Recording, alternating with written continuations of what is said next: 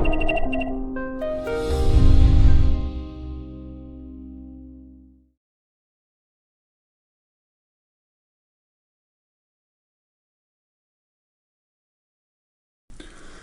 let us dive quickly into the Orderflow basics. So Orderflow is the order book itself, not just candle, not just price. We really want to dive into the order flow itself, and that is in the order book. But what are the basics of order book trading? There are traders, there are order book or order flow scalpers that only look at the order book. They don't need price action. They only look at the market orders matching the limit order, seeing big orders, seeing spoofing.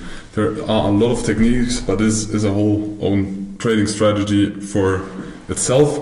But we took out of the order book or the speed or the order flow in general some mechanics that we find useful to combine with the trading strategies and setups we use, and we will explain you this in the following slides. So in the order book you can see that always market orders are hitting limit orders.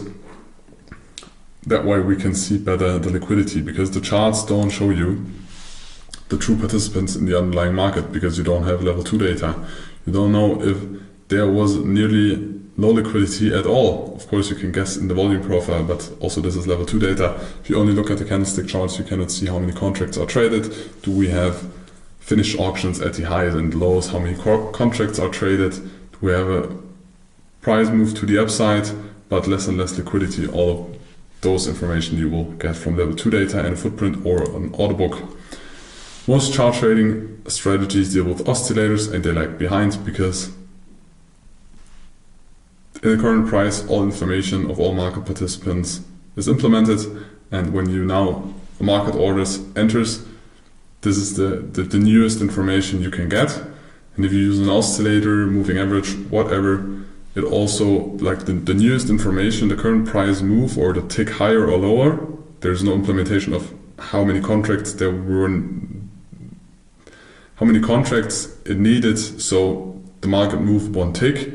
An oscillator, even just the last tick or price movement, is just one small part of numbers, because it is an average over a lot of numbers, all of these oscillators. So it is the most raw data, and we take this in account for entry because we want the current information to have an influence on our trading decisions or trading positions, and not the past data.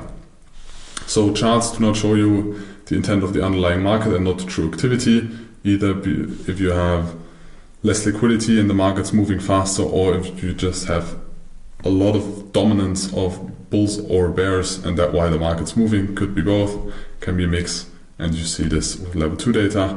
And charts distinguish the true strength behind the building blocks. So how much power is really behind the move. You see it with volume data, footprint chart, or the order book itself.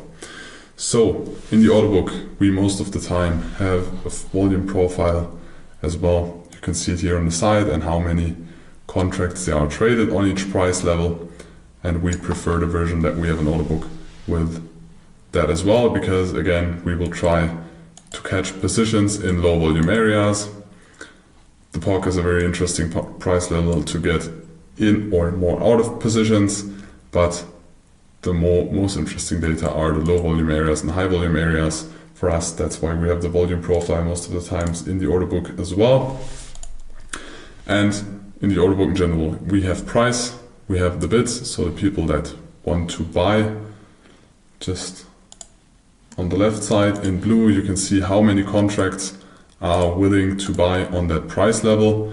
Then we have the offer. The offer is how many people above the current price want to sell at a specific price. 117 contracts over there. I wanted to choose red. 117 contracts over there, for example. We just, in this example, had the setting that we only see, most likely it's going to be 20 ticks of volume data, and we see the asks or the offer on this as well, but we don't give them that much relevance. I think it's the S&P 500, yes, ES, trade on the CME, because the data directly above and below the price are the most relevant, and you can also see where there is a lot of interest to trade or less interest to trade. But there is a lot of things going on in the order book than just the limit orders, because there are always market sell orders. We can see them here on the left side. So when price was at this price level, we can see how many orders there have, or market orders there have been sold, and we can see how many orders there have been bought the last time the price has been at this level. For example, on this place you can see that there is a 214 lot accumulated market order short.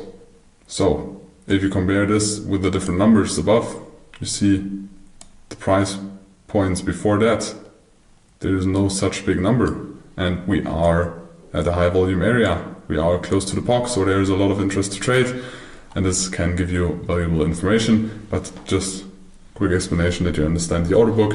It's not 100% necessary that you also take sells and buys into account. You can just take an order book with buys and sells. You will either way see the speed of the order books and the things we use and combine. So with Orderflow, we really read the pure price action. We will always see market orders hitting limit orders. That's it. And we see how the orders are matched and how fast they tick besides, and how many orders there are really on one price level, because price can stay on one level and there is no real trading action most of the times when we go to an extreme. So you just open any order book or go on YouTube and open an order book and just watch it, and then you will see it is ticking sometimes very fast up and down. Sometimes it just stays on one level, and like on this example, a lot of orders are accumulated. But when you will reach an interesting price level, for example, most likely in this day we will trade it a lot of up and down in here because we spend it a lot of volume. And then it can be very interesting if we go to the extremes, so kind of value areas of this mountain. It's interesting to see if the slow or the speed of the order book is slowing down. So how fast is the interaction between buyers and sellers? And if this slows down, it is the first indication that the acceptance here is low. So price can still spend some time over there, but the interaction gets slower, less contracts get traded. That's the first sign that this resistance will be declined and we don't have a breakout. If we get closer and closer to the breakout area or low volume area, and the speed continues or even gets faster, so you have a lot of ticks, a lot of contracts traded, then the likelihood of a breakout is higher than when it gets slower.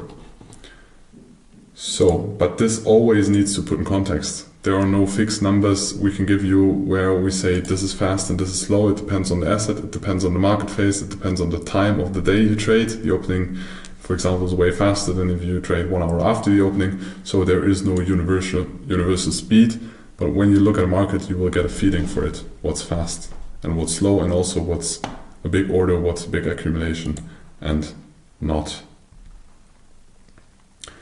So it gives us a clue about in which direction the market will go and which direction or on what price levels there is market acceptance, because the market always looks for liquidity. The big players need liquidity. And so on the left side, as I explained, you have the limit orders that want to be sold, and you have limit orders on the other side that want to be bought, and we have market orders in the middle.